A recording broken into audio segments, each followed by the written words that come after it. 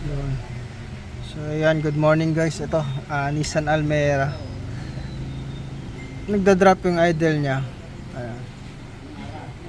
Kapag bagong start, ayan, pagmasdan natin. Ayan o. Yun. Ayan o. May pitik o yun o. Ayan o. Oo. Nagda-drop yung idle niya. Ayan. So ito yung gagawin natin ngayon.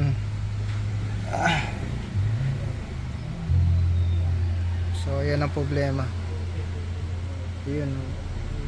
Opya. Hanggang sa ang normal kasi na idling niyan, kung makikita nyo yung zero tapos yung sumunod na guhit nasa ano lang, lagpas lang nun. Ayan na. Ayan na. Tapos yung tunog ng makina ganito. Ayan. Ayan o. Nag-roll ko na yung tunog ng makina.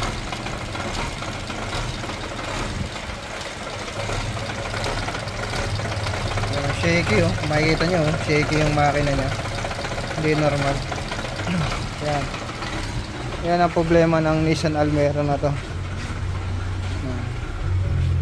Tapos ayun oh, halos mag drop na yung RPM nya.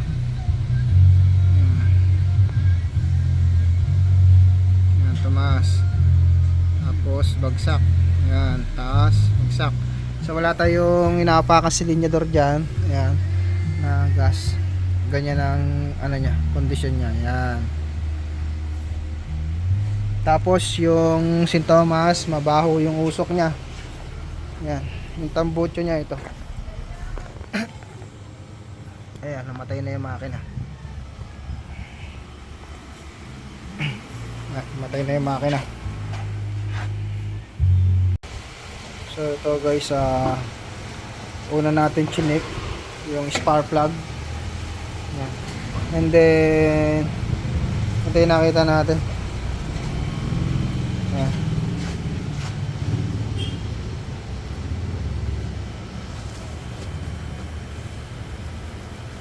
Yan. Kung makikita nyo, nagkakarbon yung spark plug. Ayan o. Nagkakarbon siya, nangingitim. Yan. Yan yung spark plug nya. So kapag ganito ang inyong spark plug, rich mixture yan. Ibig sabihin na sobrang gasolina at hangin, kumbaga unbalance yung mixture dun sa combustion, kaya nangyayari namamalya yung makina. So kapag ganun ang unit nyo, namamalya at parang pupugak, mamamatay, namumugak tapos namamatay yung engine. Yan, unang yung pwedeng i-check dyan, kung wala kayong gamit na scanner, kasi ito in-scan ko kanina, walang lumabas na error dun sa scanner. Then upon checking dito sa spark plug, ganito yung condition nya. Nangingitim siya. So kapag ganito ang spark plug nyo, nangingitim, dapat kasi ang kulay ng spark plug ganito lang. Papakita ko sa inyo. Ito yung pinilitan namin ngayon. Ayan. So pansinin nyo yung spark plug na itong isa, may puti-puti ka pang makikita dun sa pinaka center ano nya, yung ceramic nya. Ayan. Samantalang dito sa isa, itim na, carbon na siya. Dito sa isa, hindi siya nagkakarbon. Ibig sabihin maganda yung sunog. Dito sa isa, nagkakarbon. Ito yung may problemang makina. So isa sa mga pwedeng maging dahilan nito is yung mass airflow sensor. Ito po yun.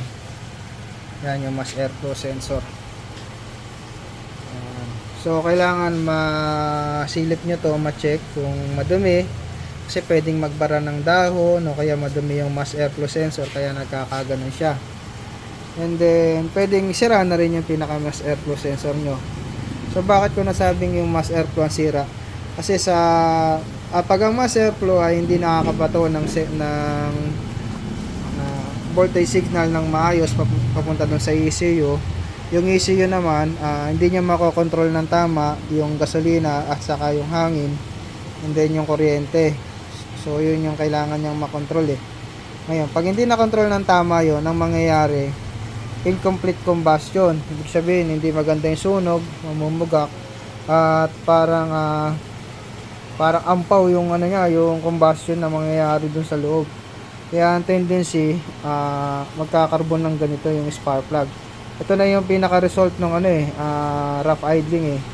Dito mo na makikita yon sa spark plug. So, ayan.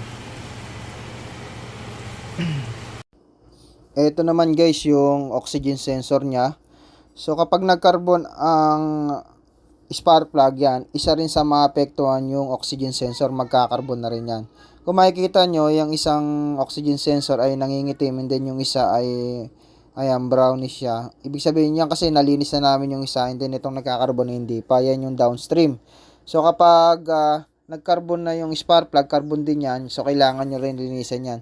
So ang ginawa namin dito, hindi muna namin siya pinalitan ng mass airflow sensor.